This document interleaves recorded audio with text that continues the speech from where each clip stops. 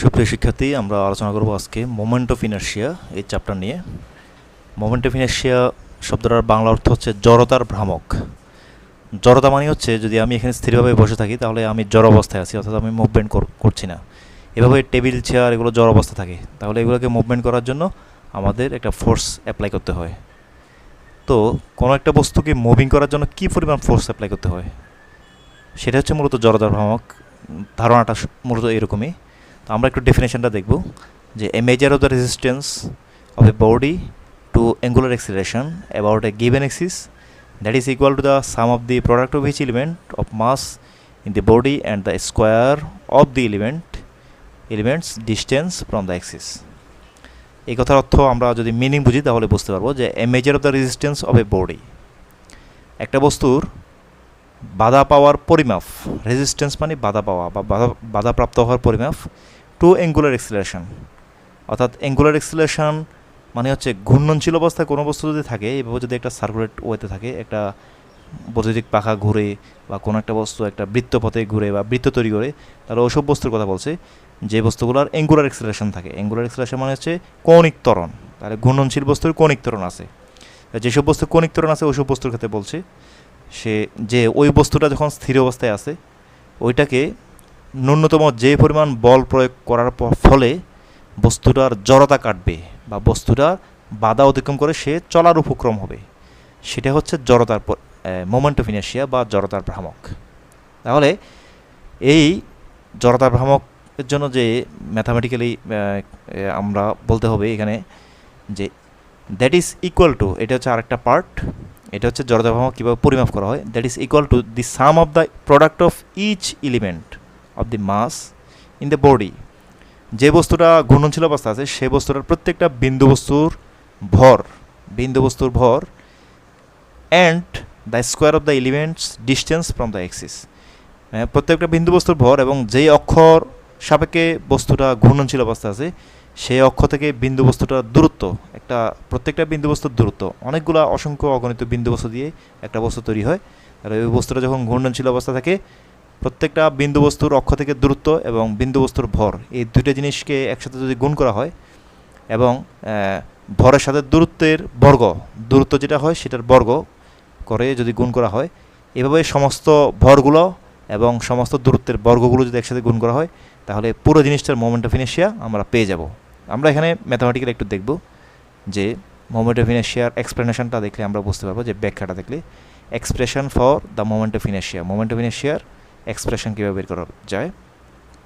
Suppose we have a body of mass M, ধরি আমরা এই বস্তুটার ভর হচ্ছে এম, টোটাল বস্তুটার ভর হচ্ছে M, and the axis Y prime, তাহলে ওয়াই প্রাইম হচ্ছে একটা অক্ষ যে অক্ষের চারিদিকে এই বস্তুটাকে ঘূর্ণন সম্পন্ন করে, তাহলে এই বস্তুটা এম ভরের বস্তুটা ওয়াই প্রাইম অক্ষের চারপাশে ঘুরে।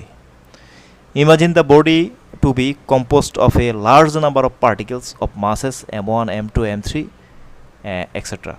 তাহলে ধরা যাক যে বস্তুটার কথা চিন্তা করতেছি এই বস্তুটার অনেকগুলো বিন্দু ভর আছে, প্রত্যেকটা বিন্দু ভরের একটা বস্তুর বিন্দু ভরের ভর হচ্ছে M1, আরেকটা বিন্দু ভর হচ্ছে M2, আরেকটা বিন্দু ভর হচ্ছে M3, এভাবে অনেকগুলো ভর আছে, অনেকগুলো বিন্দু আছে, অনেকগুলো বিন্দু ভর আছে, কারণ অসংখ্য অগণিত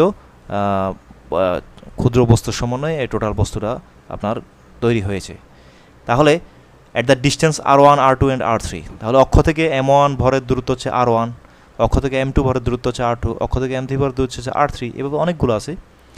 আমরা যদি মোমেন্ট অফ ইনার্শিয়ার ডেফিনেশন দেখি, ডেফিনেশন অনুসারে বলতে পারবো যে আমরা দেখব যে মোমেন্ট অফ ইনার্শিয়া সমান একটা ভর এবং সেই ভরের দূরত্ব তার বর্গ প্লাস একটা ভর অন্য একটা ভর এবং সেই ভরের দূরত্ব তার বর্গ প্লাস অন্য আরেকটা ভর সেই ভরের দূরত্ব তার বর্গ। দূরত্ব হচ্ছে অক্ষ থেকে ভর পর্যন্ত যে দূরত্ব সেটা। এভাবে আমরা সমস্ত বিন্দু বস্তুগুলোর জন্য বের করতে পারি। আলটিমেটলি আমরা এটাকে এভাবে লিখতে পারবো যে summation of MI RI square. MI বলতে M1, M2, M3 সবগুলোকে বোঝাচ্ছে, আর RI বলতে হচ্ছে R1, R2, R3 সবগুলোকে একসাথে বোঝাচ্ছে। তাহলে this is the equation of the moment of inertia of a body. তাহলে মোমেন্ট অফ ইনার্শিয়ার মধ্যে আমরা দেখতে পাচ্ছি যে এখানে ভর থাকবে, অক্ষ থেকে দূরত্ব থাকবে, এই দুটো জিনিস কমন থাকবে। কোন বস্তুর মোমেন্ট অফ ইনার্শিয়ার একটা কমন ইকুয়েশন। আমরা একটা কোশ্চেন দেখব, prove that the moment of inertia of a body is equal of twice the kinetic energy of rotation of a body. তাহলে মোমেন্ট অফ ইনার্শিয়া কাইনেটিক এনার্জির দ্বিগুণ হয়, এই জিনিসটা আমরা দেখব। মোমেন্ট অফ ইনার্শিয়া সবসময় কাইনেটিক এনার্জির দ্বিগুণ হয়। তাহলে আমরা আগের মতো একটা রোটেটিং বস্তু চিন্তা করব, যে বস্তুটা একটা অক্ষের সাপেক্ষে ঘূর্ণনশীল, ওয়াই প্রাইম এই অক্ষের সাপেক্ষে এই বস্তুটা ঘূর্ণনশীল। এই বস্তুটার মধ্যে অনেকগুলো ছোটো ছোটো বিন্দু বস্তু আছে, M1 M2 M3। প্রত্যেকটা বিন্দু বস্তু থেকে অক্ষ থেকে দূরত্ব হচ্ছে M1 ভরের জন্য R1, M2 ভরের জন্য R2, M3 ভরের জন্য R3। তাহলে আলটিমেটলি মোমেন্ট অফ ইনার্শিয়ার সমীকরণটা কীরকম হবে?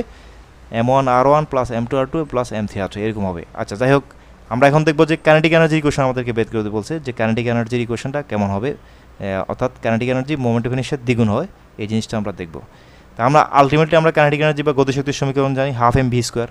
তাহলে আমরা লিখব হচ্ছে M1 ভরের বস্তুর জন্য হচ্ছে half M1 V1 square plus M2 ভরের বস্তুর জন্য হাফ M2 VT স্কোয়ার। এভাবে Mn ভরের বস্তুর জন্য হাফ Mn Vn স্কোয়ার, একবারে ডট ডট করে এরকম আমরা লিখতে পারবো। আমরা তিনটে বস্তুর জন্য লিখলাম।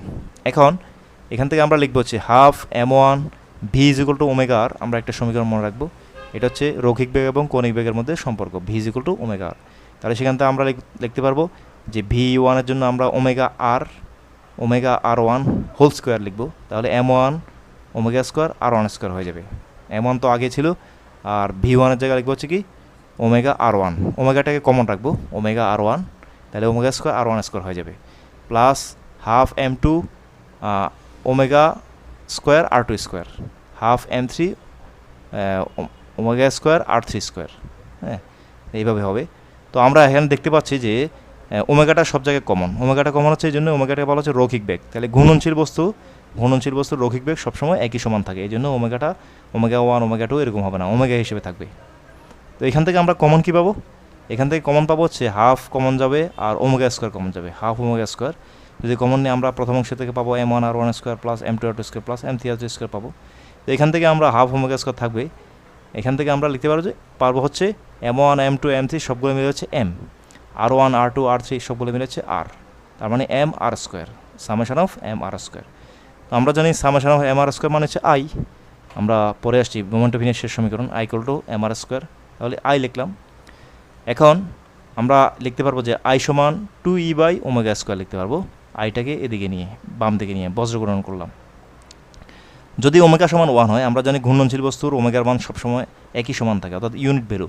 তাহলে ওমেগার মান যদি 1 হয়, তাহলে আমরা আই সমান কি লিখবো 2E, অর্থাৎ মোমেন্ট অফ ইনার্শিয়া গতিশক্তির দ্বিগুণ বা কাইনেটিক এনার্জির দ্বিগুণ হয়, অর্থাৎ I ইকুয়াল টু 2E। এই জন্য এখানে লেখা হচ্ছে therefore the moment of inertia of a body is equal to the twice of the kinetic energy of rotation of a body. এবার আমরা আরেকটা কোশ্চেন আমরা দেখতে পাচ্ছি, they explain angular acceleration hence prove that A is equal to R alpha। তাহলে angular acceleration মানে কি? Angular মানে হচ্ছে কৌণিক, মানে ঘূর্ণনশীল অবস্থায় কোনো একটা বস্তু যে ত্বরণ প্রাপ্ত হয় তাকে বলা হয় অ্যাঙ্গুলার অ্যাক্সেলারেশন বা কৌণিক ত্বরণ। কৌণিক সরণ থাকতে পারে, কৌণিক ত্বরণ থাকতে পারে ঘূর্ণনশীল বস্তুর। তাহলে কৌণিক সরণ যদি হয় সেটা হচ্ছে অ্যাঙ্গুলার ভেলোসিটি, অ্যাঙ্গুলার ভেলোসিটিতে অ্যাঙ্গুলার অ্যাক্সেলারেশনটা হয়। তাহলে angular acceleration is defined as the rate of change of angular velocity of A particle, rate of change of angular velocity of A particle. তাহলে আমরা যদি ওমেগা হচ্ছে আমাদের যদি অ্যাঙ্গুলার ভেলোসিটি হয়, আর ডিথিটাও যদি হয় অ্যাঙ্গুলার ডিসপ্লেসমেন্ট, অর্থাৎ একটা বৃত্ত যদি থাকে, সেই বৃত্তের মধ্যে একটা বস্তু এক পয়েন্ট থেকে অন্য পয়েন্টে ওভারকাম করলে কেন্দ্রে একটা কোণ উৎপন্ন করে, সেই কোণটা হচ্ছে ডিথিটা, এবং এটাকে আমরা বলবো অ্যাঙ্গুলার ডিসপ্লেসমেন্ট। তাহলে এবং ডিটি সময় যদি বস্তুটা একটা পয়েন্ট থেকে অন্য পয়েন্টে যায়, তাহলে আমরা অ্যাঙ্গুলার ভেলোসিটির সমীকরণ omega is equal to displacement divide by time, অর্থাৎ দূরত্ব বাই সময়। তাহলে বেগ সমান দূরত্ব বাই সময়, এটা হচ্ছে অ্যাঙ্গুলার ভেলোসিটি ওমেগা, দূরত্ব হচ্ছে ডিটিতে আর সময় হচ্ছে ডিটি, এটা হচ্ছে 1 নম্বর সমীকরণ লিখলাম। Further if angular velocity change d omega in time dt, angular acceleration omega alpha, angular acceleration alpha সমান হচ্ছে কি angular velocity divide by time, ঠিক আছে। এটা হচ্ছে আমাদের অ্যাঙ্গুলার ডিসপ্লেসমেন্ট, অ্যাঙ্গুলার অ্যাক্সেলারেশন। তাহলে অ্যাঙ্গুলার ভেলোসিটির সমীকরণ হচ্ছে ডিটিটা ডিভাইড বাই ডিটি, ঠিক আছে। আমরা 1 নম্বর সমীকরণে যদি আমরা ওমেগার মান বসাই, ওমেগার মান হচ্ছে কত ডিথিটা বাই ডিটি। তাহলে অ্যাঙ্গুলার অ্যাক্সেলারেশন হচ্ছে angular velocity divide by dt. তো সেখান থেকে আমরা যদি ডি বাই ডিটি রাখি আর ওমেগার মান বসাই, ওমেগার মান হচ্ছে ডিথিটা বাই ডিটি, তাহলে d square theta by dt square হবে 1 নম্বর সমীকরণ আমরা যদি এখানে ব্যবহার করি। তো আলটিমেটলি আমরা পাচ্ছি হচ্ছে alpha is equal to d square theta by dt square. আর লিনিয়ার অ্যাক্সেলারেশন বা রৈখিক ত্বরণের সমীকরণ হচ্ছে ত্বরণ সমান বেগ বাই সময়, অর্থাৎ ভি বাই টি। তো আমরা লিখবো এখানে ডিবি বাই ডিটি, যেহেতু আমরা সব ডিফারেন্সিয়েট ফর্মে আছে ডিবি বাই ডিটি। তাহলে এখানে আমরা জানি আবার V is equal to omega আর, তাহলে এখানের মধ্যে আমরা ভি এর জন্য ওমেগা আর বসাবো, তাহলে A into D by DT omega R, তার মানে আরটা রেখে দিব, আর এখানে লিখবো হচ্ছে ডি ওমেগা বাই ডিটি। তো যেহেতু ডি ওমেগা বাই ডিটি হচ্ছে কি আমাদের, ডি ওমেগা বাই ডিটি হচ্ছে আলফা, তার মানে হচ্ছে আমরা is equal to r alpha লিখতে পারবো। সবাইকে ধন্যবাদ।